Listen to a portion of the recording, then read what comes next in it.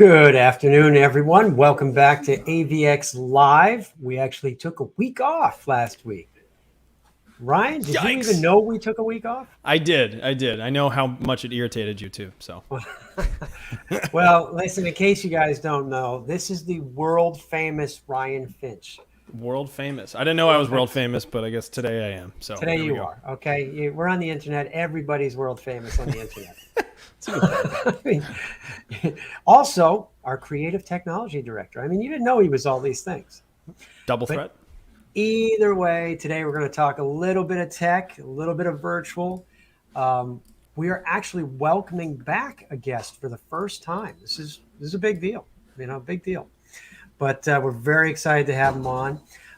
Before we get there, though, Ryan, how about you walk us through some of those very important things? Very important things indeed. Well, if you are watching this on Facebook, LinkedIn, or YouTube, you can like, comment, share, or subscribe. Any of those things, all of the above, would be super, super appreciated. Tremendously helpful. Keeps us, actively doing these things. We take fewer weeks off when we get those things, so that's nice. Wednesdays, 1 p.m. Eastern, on all of those channels. You can come on back and check out our show each and every week. So please show some love. Okay, and maybe there's one more. How about if they want to be a part of the show, they just drop a little comment. 2 out of 3 ain't bad, right?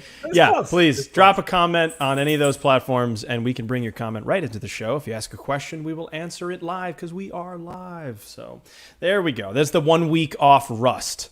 Okay. That's what you're seeing right here. You're off the hook. That's okay.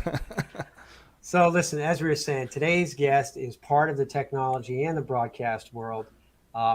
Everybody knows we've been talking about our transition from in-person events to virtual events and to hybrid events and every other type of event. It seems to be changing daily. And that's why we thought it would make sense to bring on an industry expert and say, hey, what's been going on in your world the last 6 months and what's changed? So we're actually going to welcome back Anthony Burokas, head of streaming for DHD Films. I mean, this guy's a 25-year television production veteran and award-winning producer. So that's why we thought he's the right guy to bring back for round 2. So everybody, please welcome back our friend, Anthony Burokas. Thank you. My mic is on. I'm not muted, right? No, you're not muted. You're good. Good to go. I'm just playing with these guys. We had some muted fun earlier today. We did. Good to see you guys. Yes, it's just you talk about like things have changed and yet they're still kind of the same. It's like we're all done with COVID. No, wait, no. NAB is canceled. So fast. Yeah, right. Yeah, that's it.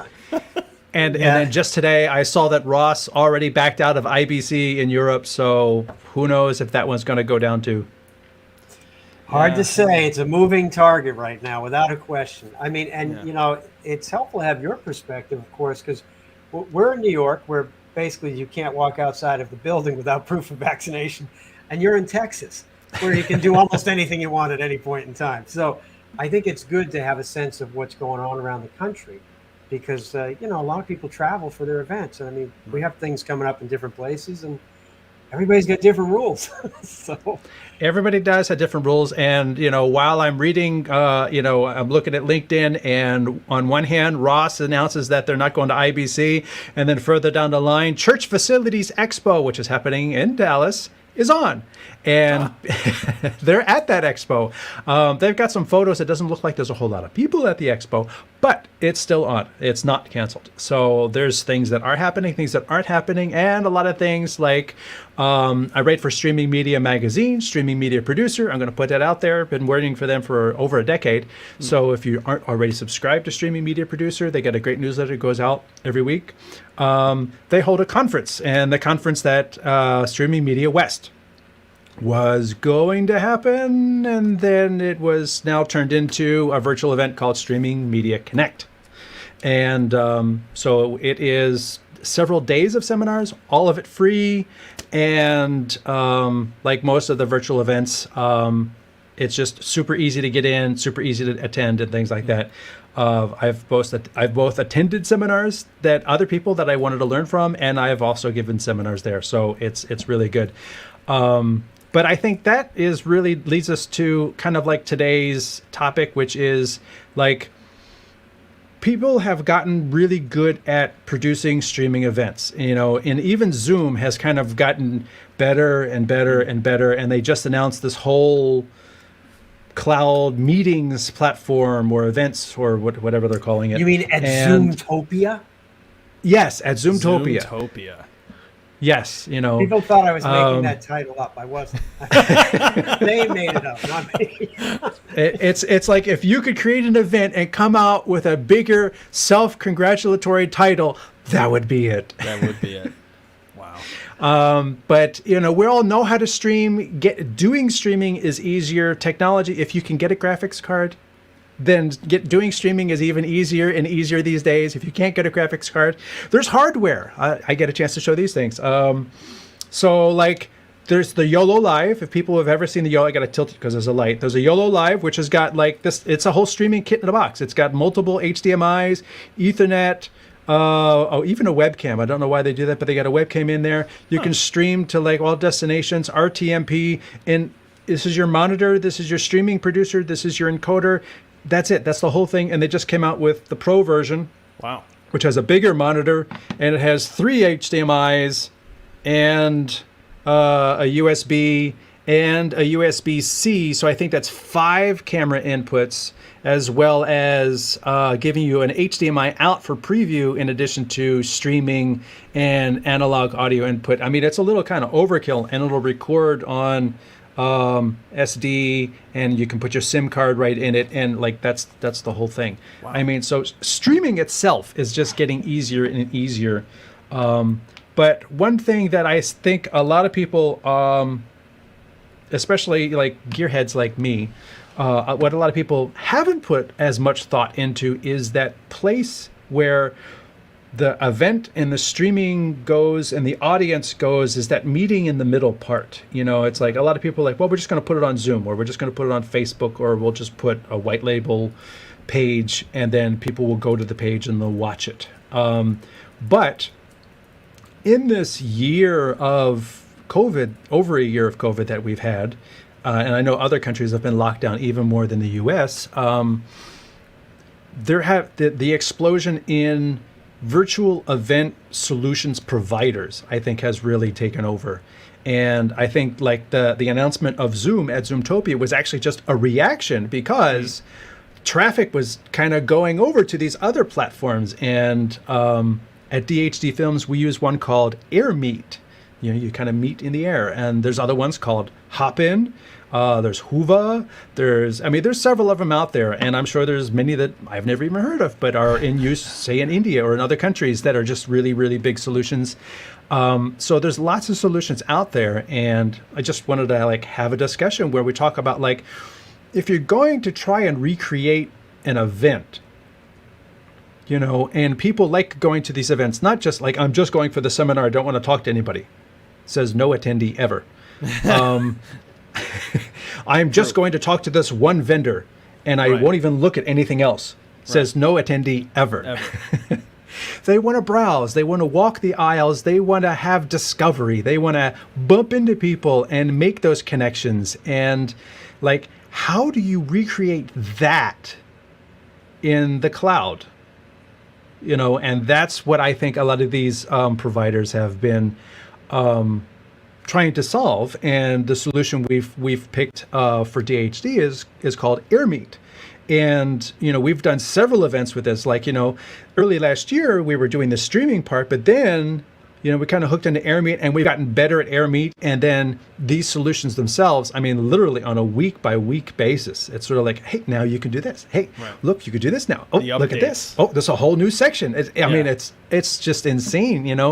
Like StreamYard itself has like a weekly event where they like take in feedback and they say, oh, okay, now you can stream videos directly from your desktop. Oh, and now you can do this. You can change the order of your media, and their tools are being continually updated. So it's just exciting to see the explosion of these tools and how they can provide these solutions for that meeting place between the streaming provider and the audience, and try and do it in a way that more recreates the event that we want to attend. Like, I don't just want to, watch a Zoom seminar of somebody talking. I want to be able to hobnob and chat with people and things like that. So I've got on my desktop, wink, wink.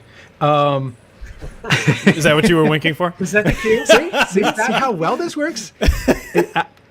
I'll be honest, guys. I am a streaming producer, and I'm not driving. There you go. We didn't practice that either. That was live. We have there you you go. totally at our mercy.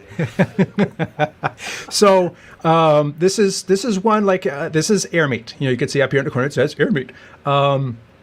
And at DHD Films, we have a meeting, in-house meeting every Tuesday, and we actually used AirMeet to host one of our meetings because we have it, we use it internally. Right. It's just like this really nice place where you can go in and poke around. And these are just the splash screens. We've done different types of summits, and you can see like these are the different sessions. Then this is another festival that we did, and you can see the speakers. So it gives a nice, it's like a brochure as to what's going on with these events. And even the Treat Tuesday, look, this is Aubrey. She is our AirMeet expert. So we actually have somebody on staff who is in charge of the hybrid events. I'm in charge of the streaming part. She's in charge of the cloud.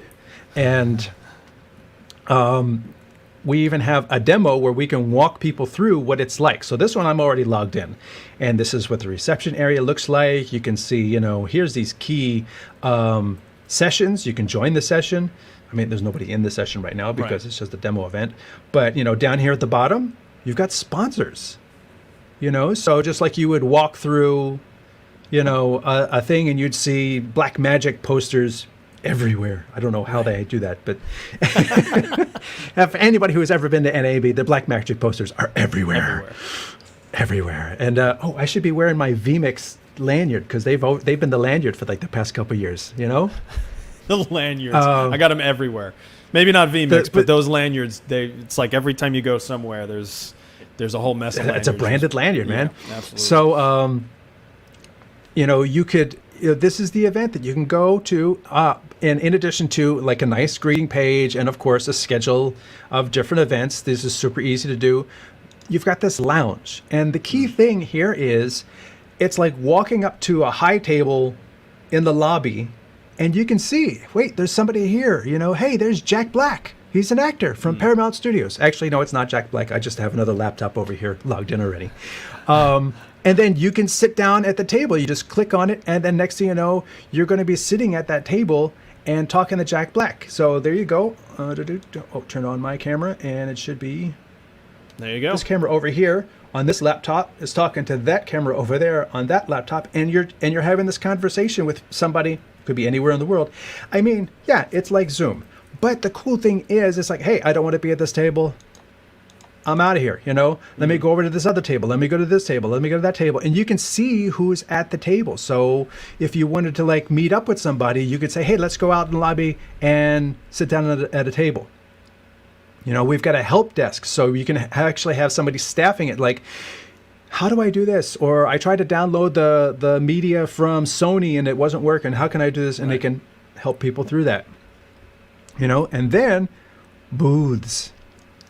That's where the experience is. You want to go to a virtual NAB, you want to go to the Sony booth, you can click on the booth, and then the cool thing is the booth is kind of like its own miniature event. They can have their own videos playing, they can have their own seminars, they can have their own booths or their own tables. So if you want to have a bunch of tables, and this person's sitting here with the new DSLR, this person's sitting here with the new Sinalta, this person's sitting here with the new Sony Vaio laptop or whatever, and then you just walk up to them and they're explaining and then you can ask them that question. Oh yeah, this new DSLR that I saw, the A7S, whatever. Can it do this? And what about that? And what about that? And you can actually ask the engineer right there at the table. Okay, great, thanks. And you leave. And somebody else walks up and asks the same question. Right. But that is sort of like the best recreation of like a virtual event. And you tell me, Ryan, how this compares to like the tools you use. Yeah, well, I think, excuse me, we're obviously talking about the virtual conference category, right? There's more than one thing going on. And in that category, just like you said, there are, other players that are similar. Hopin is one that for anyone who's tuned into this show before, we've talked a fair amount about. There are certainly similarities, and then there are certainly some noticeable differences. One of which I like personally, as far as what AirMeet brings to the table, is the tables view, right? I like that for a particular reason. That is, when you get people who maybe aren't so technically savvy, recreating the event experience, recreating the things that are familiar to them already, gives somebody at least a sense of their bearings right off the get-go. And we always say for Hopin, any new client, and again, they all have strengths and weaknesses. For Hopin, yes. we always tell people, figure your audience is going to have about a 10-minute learning curve before they really get what's going on here. And that tends to be the case, So maybe, again, on the AirMeet side, maybe that's a slightly lower learning curve. It's kind of hard for me to say, but at least looking at something like that, when the table side, there's an immediate contextual information that I can kind of tap into at that point. Yeah.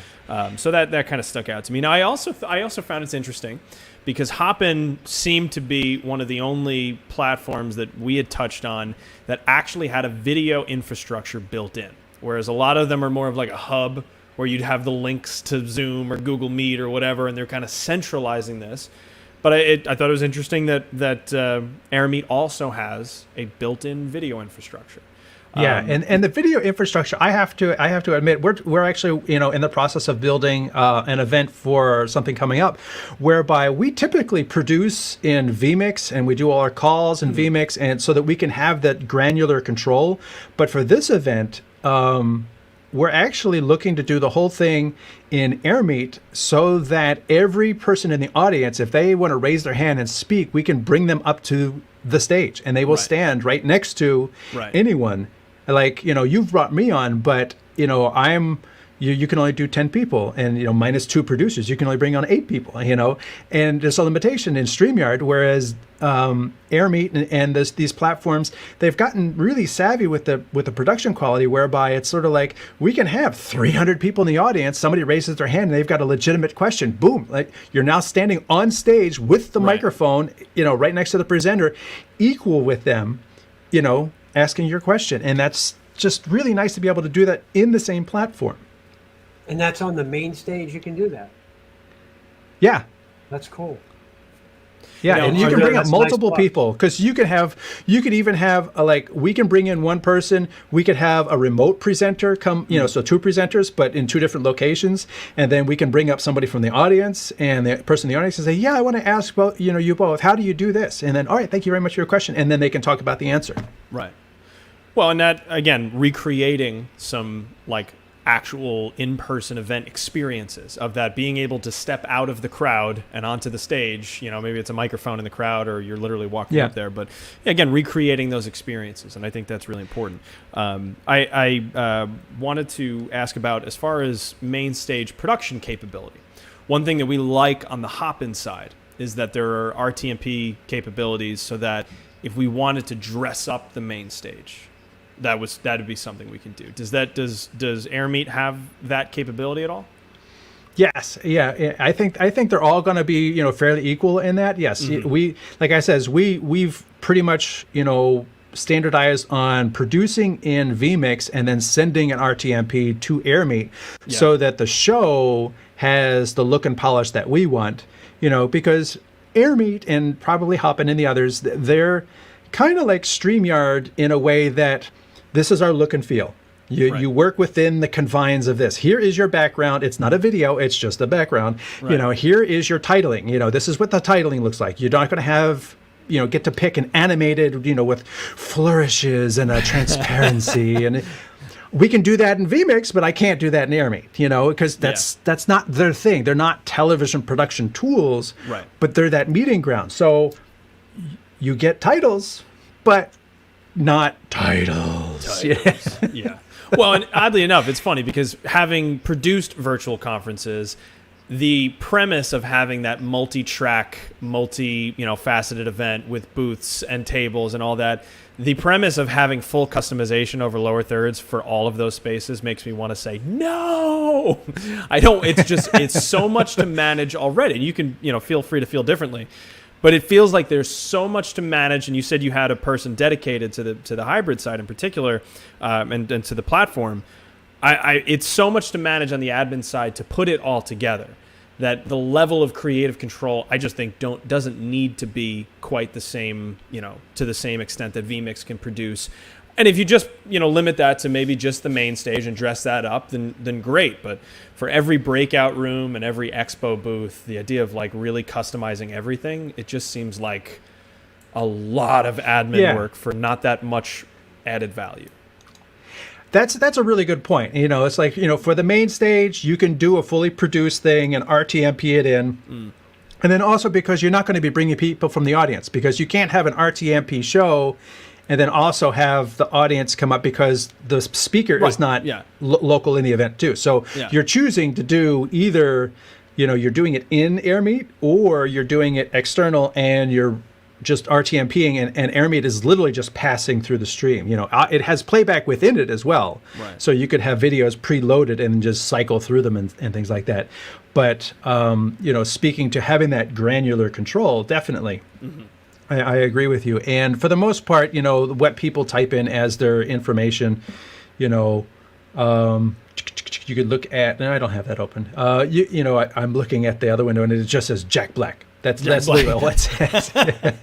So it's in the little chat area, it just comes up with the same thing that StreamYard does. It just comes up with the name. It doesn't put like, actor, Hollywood, all the other stuff. But I think if you come up on stage, it actually does come up with more of that content.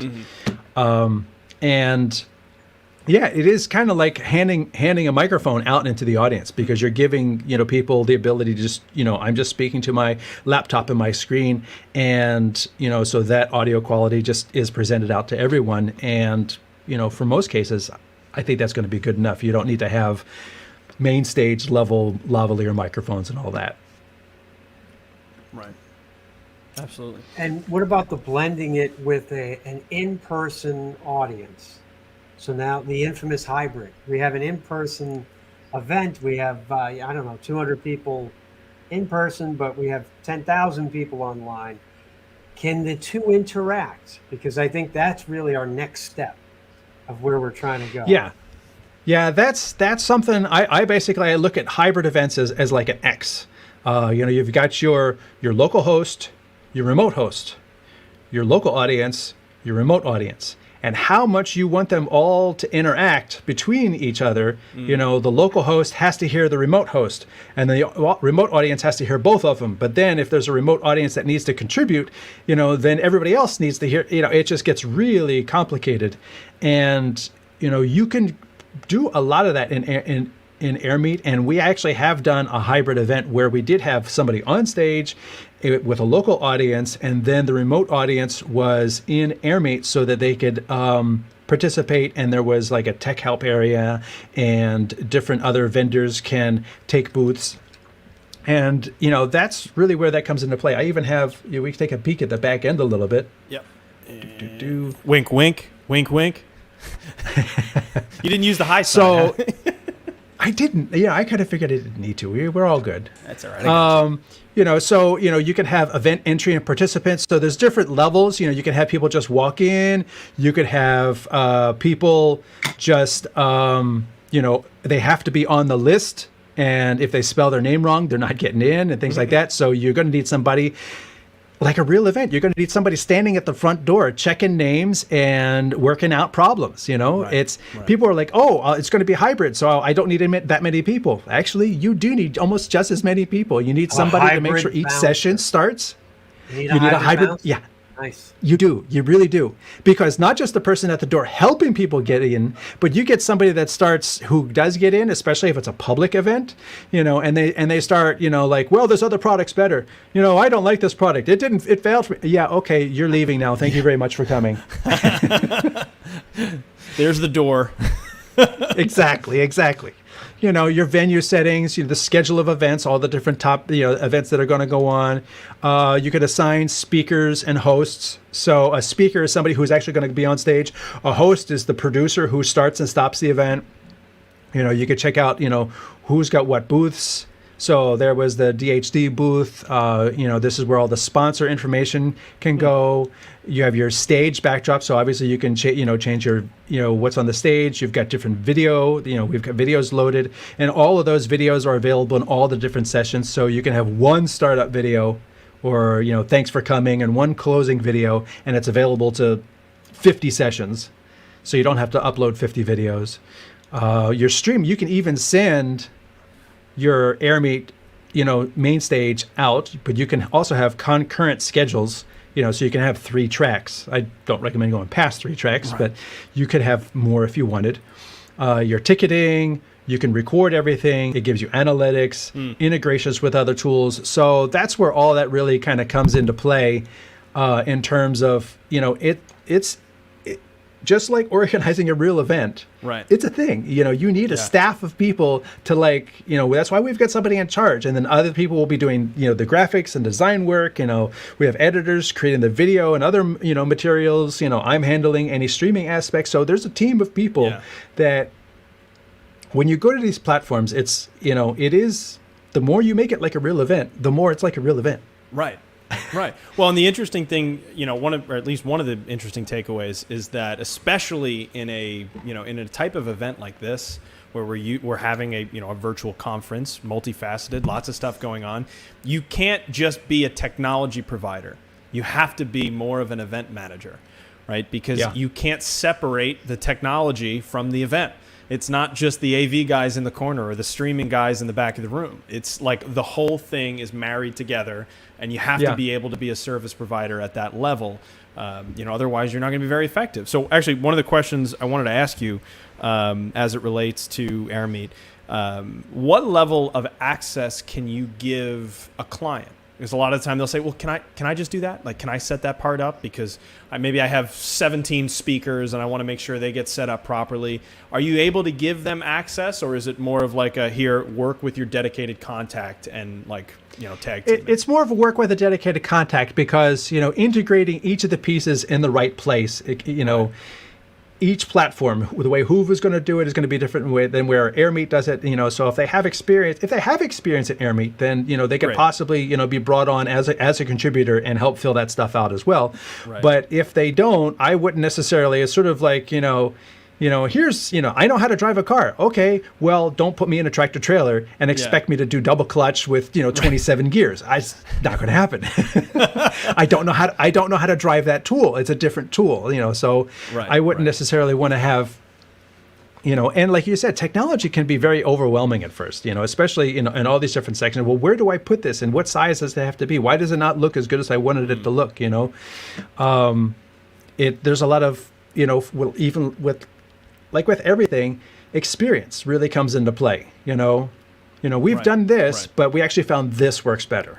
From doing it. So on one hand, while you could upload a super big graphic, just give me this size and it's going to look awesome. I don't need every bell and whistle.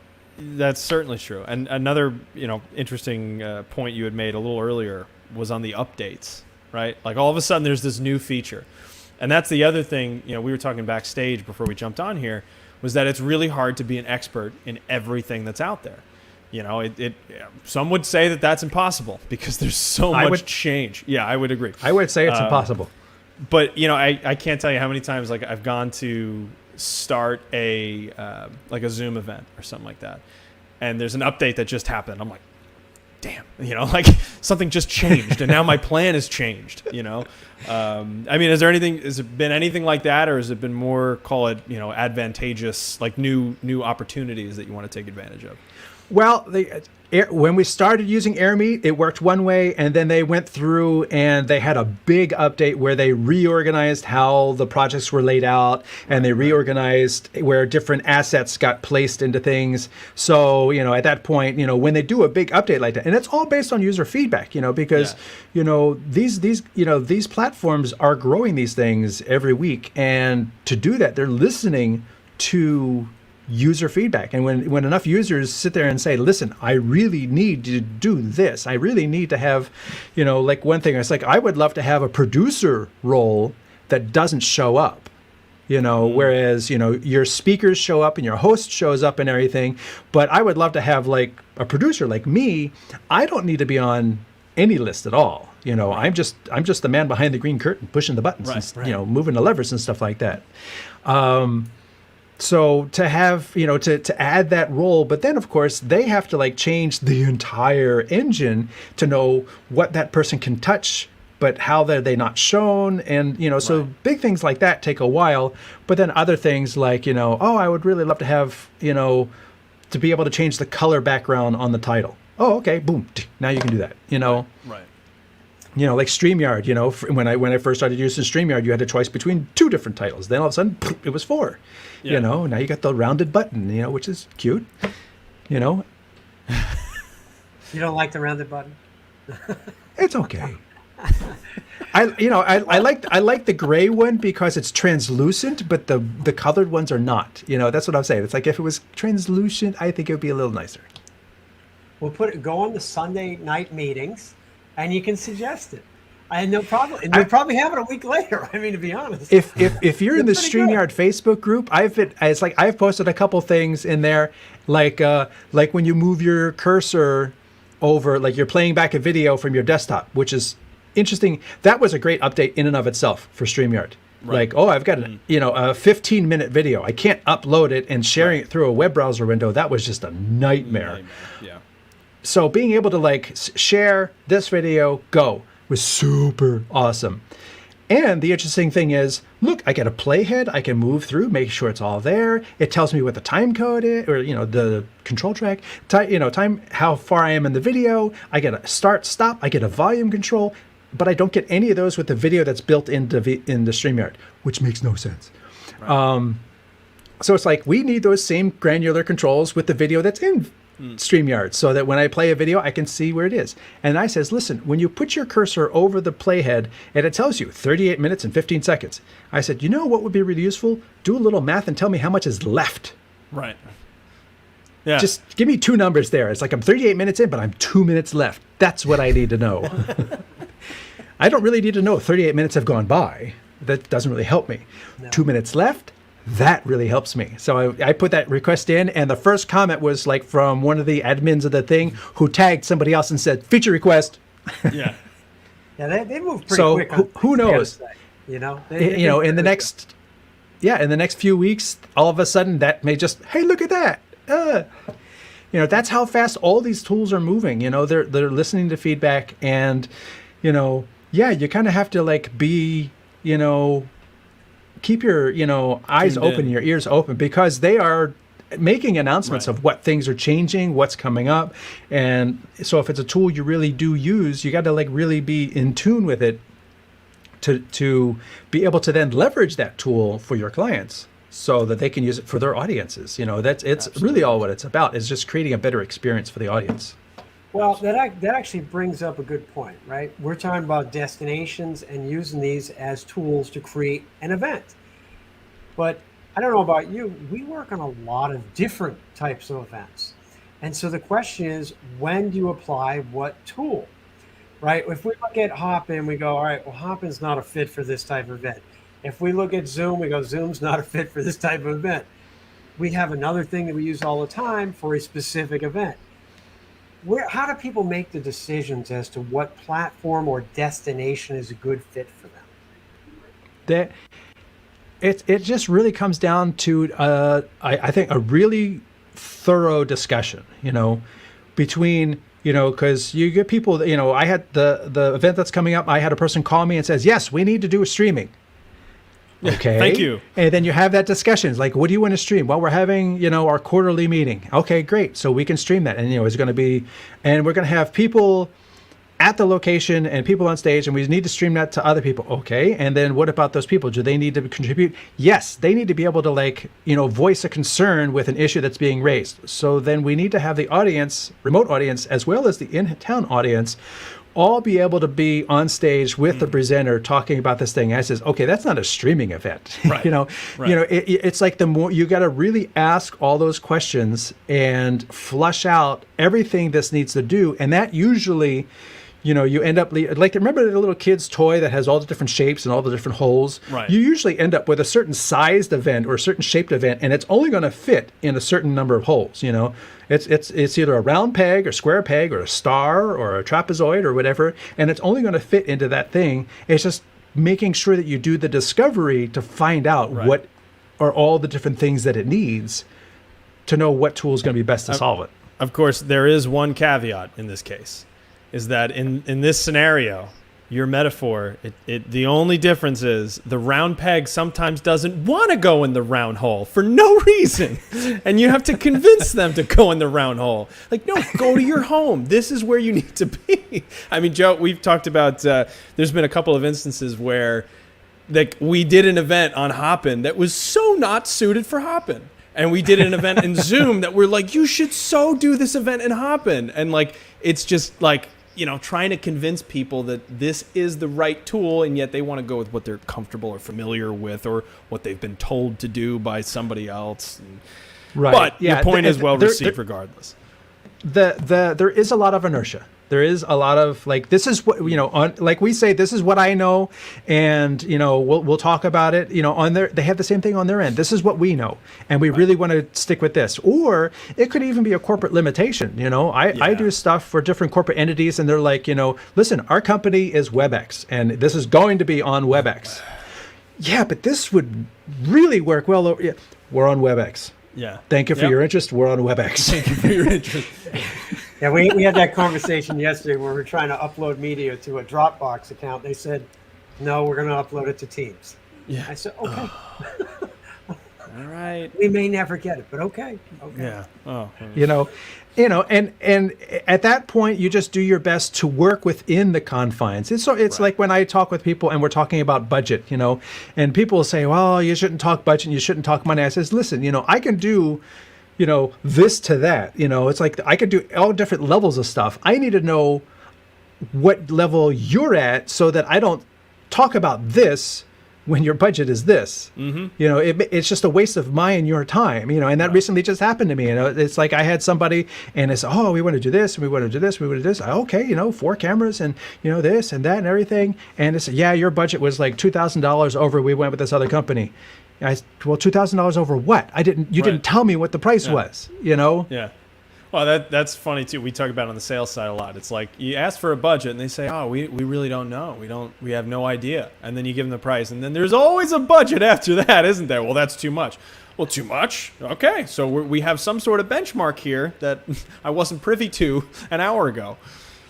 Right, and I throw it out there, just the very facetious. If I'm talking to someone and just it's like, is the budget $500, $5,000, $50,000? Just ballpark it for me, because there's been like Mary Kay will do a Zoom, but it'll be a $50,000 Zoom. It'll be a kick butt 5-day seminar, and it'll easily be $50,000 to produce. Right.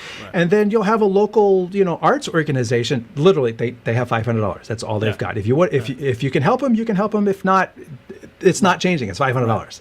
Yeah. So there's all in all ranges in between. So I just, I love to be able to just give me ballpark. Absolutely. Well, and I always laugh too, because we get some requests, whether it was an in-person event or what have you.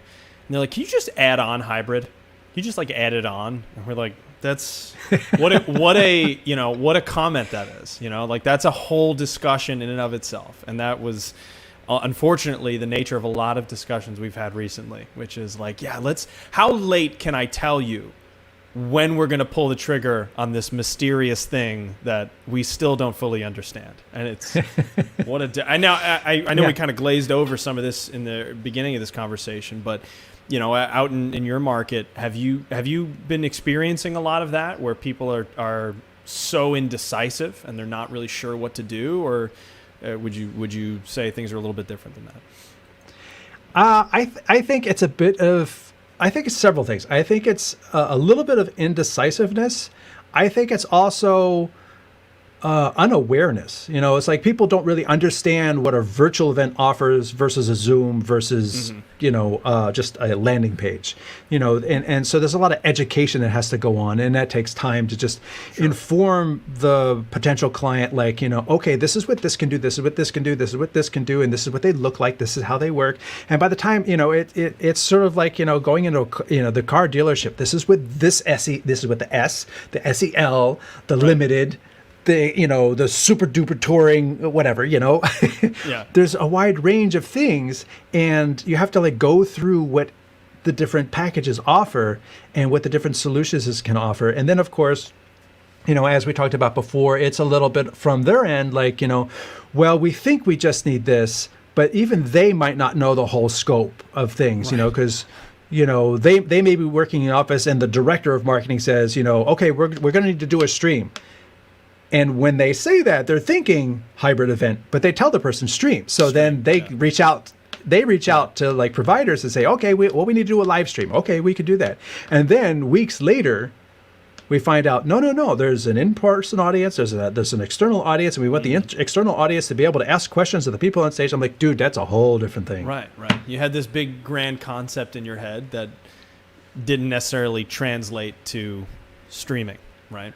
Right, and that's why it's important not just to have the discussion, but also make sure that you're having the discussion with the people, like the right people. Not just the first year marketing intern who's been tasked with finding a provider to do this thing, but talk to the actual marketing person who understands the full scope. And it might even be them. It might be the assistant to the CEO who is working, and it's like, and they told the marketing person who told the assistant, it just whispered down the lane, and by the time it gets to us, it's not what they said.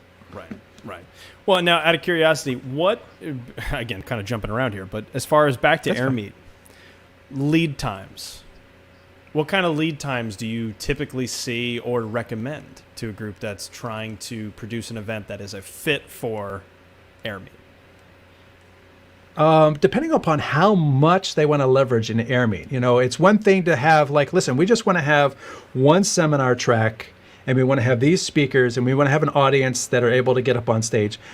That can be done within a couple weeks. But if somebody wants to have a full-on multi-track, multi-session with vendors, and all the vendors need help with their media and tables, and getting all the advertisers media in, and then managing the attendee list or ticketing and things like that, then at least a couple months is when you start working through the whole scope of the project, so that you have the lead time to bring everybody in and make sure that you're talking to all the different people who are going to have booths. You're talking to all the other, stakeholders in this event to make sure that it works for everybody. Because at that point, now, you may have an organization, let's just say NAB, that's holding this virtual event with DHD and AirMeet, but then we also need to have contact points with Sony, with Panasonic, with JVC, with down the line, everybody who's having a booth, make sure that they all have the right access that they need and can get the media in. And if they're going to be offering their own tickets, okay, I got to merge your list with the master list to make sure that the people who just are going to come in for you are also on the master attendee. It adds up. So the bigger the scope, the longer the lead time would be my answer. I think that's a pretty good answer, because we've certainly seen that as each project changes, that there is more time required. So yeah, these days it's not as simple as walking in with a USB stick and say, "Oh, I got changes to my PowerPoint." Yeah. We're not doing that anymore. No. No, all changes are a little more involved right this second. So, and it usually involves more people. And that's part of it too.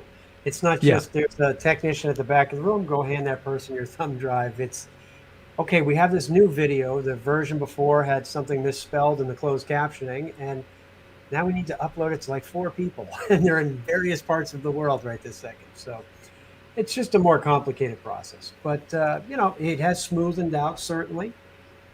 Have there been other changes you've seen in the last 6 months that are worth discussing? I don't want to tie you up all day, so I want to try to get all the good stuff you got in your head out. I think people have done enough Zooms and WebExes and things like that I think people have gotten very comfortable talking on camera. Which I know before COVID, having somebody remote coming in, it was like okay, you're gonna need to do this. You're gonna need to like have a nice background. Pick a part of your house. Now people like understand that. Right. Like, maybe they might be in their living room and set up like a temporary background or something like that. Who knows? It could be I see what you did there. Yeah, thank you very much. But it's as simple as that. Working with them, I think people have gotten to the point where we have evolved in our remote contribution proficiency. So if I am going to be in a meeting, I know not to have my bedroom or close the door so the dog doesn't run in, or, put my phone on silent. It's like we would always tell people who are going to walk on stage, put your phone on stun. And, people have become more proficient at it, just like, right. Using video as a skill, being online as a skill, I think has gotten better, and it has gotten easier for us as producers to make the show look better, because all that hard work that we had to do in 2020 with people who are like, I can't get my headphones to work, I have no idea, no idea. I think we've really gotten past that. And by and large, now we're able to like not worry so much about like, we're still paying attention to it and we'll help people with it. But at this point, that has gotten easy enough that we're able to more focus on the larger picture and, make sure that these things look better and sound better and work easier for everyone. Right. Yeah. I mean, I could certainly agree with that. And we've certainly seen, some similar trends.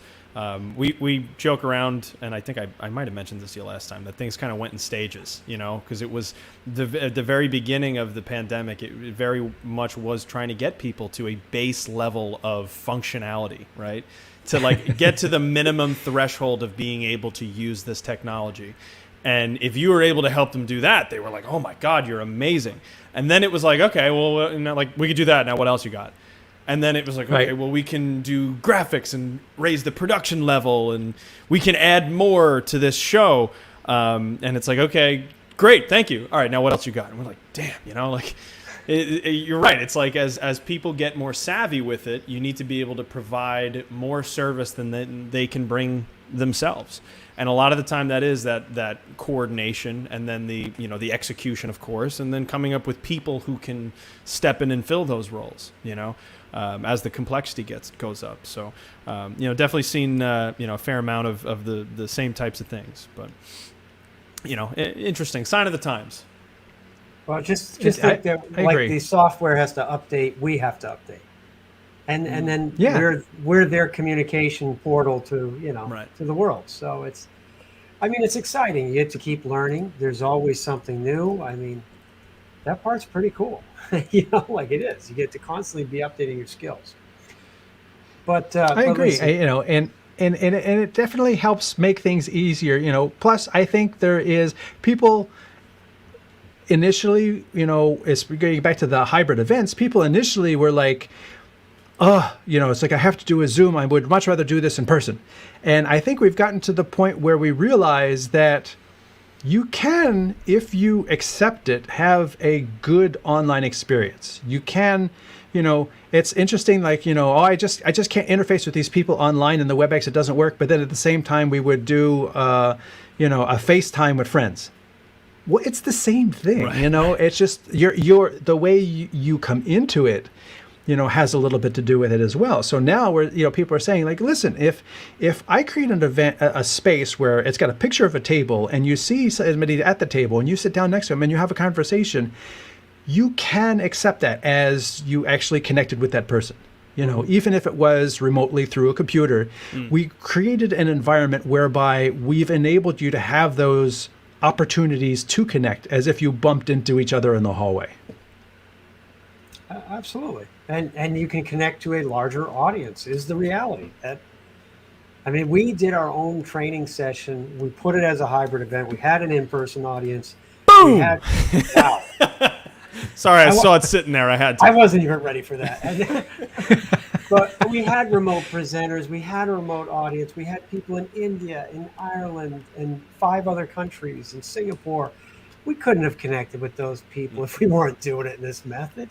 Right. It just wouldn't have happened, So there's a lot of pluses. I think just like you're saying, you have to just think it through. What are you trying to accomplish? Let's all ask the questions so that we can find the right path to take all of our clients. And it sounds like you guys are really on the right road. Do you want to tell us anything quick about DHD Films before we wrap up? Sure. DHD Films. It's a great creative space. We have got lots of super talented people in-house, and we are doing both narrative filmmaking, image campaigns, communications, training videos. A lot of people, a lot of companies are actually, growing right now and trying to bring people on, and onboarding is a thing. So making sure you got the right training materials. And then obviously, I'm involved in streaming, and we have a great live hybrid event team as well. So and we're based in Dallas, but these days with the cloud, you can host this event for anyone around the world. It's really great. Now, I love learning more about AirMeet. I think that looks like a great tool, and I'm certain that we're going to explore it more ourselves, because like we're talking about, things are evolving. We have to be aware of what resources are there and what's a good fit. It might be a great fit for some client for us. So I'm sure we'll be talking about that. The YOLO, I'm going to have to research. I didn't know about the YOLO Live. So, but interesting little tool. So check out my review in streaming media when I finish it. There you go. And when will you be finishing it? When I'm done. When I'm done. Okay, Back off, good Joe. answer. Good answer. I'm sorry, that's my role. I'm used to asking that, So, but listen, Anthony, thank you very much for your time today. You're doing great work, and I love all the information. You guys can catch Anthony pretty much anywhere and everywhere. He's literally all over the internet at this point. But thank you for your time, and I know we'll be catching up with you soon. Hey, I appreciate the opportunity to talk with you again. This has been a lot of fun, and I like talking, hearing a little bit about the other platforms as well, because that's really what it's about. Sharing this information helps us all become better. Absolutely. Thank you, Excellent. Anthony. Anthony, Thank you. We'll see you on the other side. Well, Ryan, we learned a lot. Anthony always brings a lot to the table.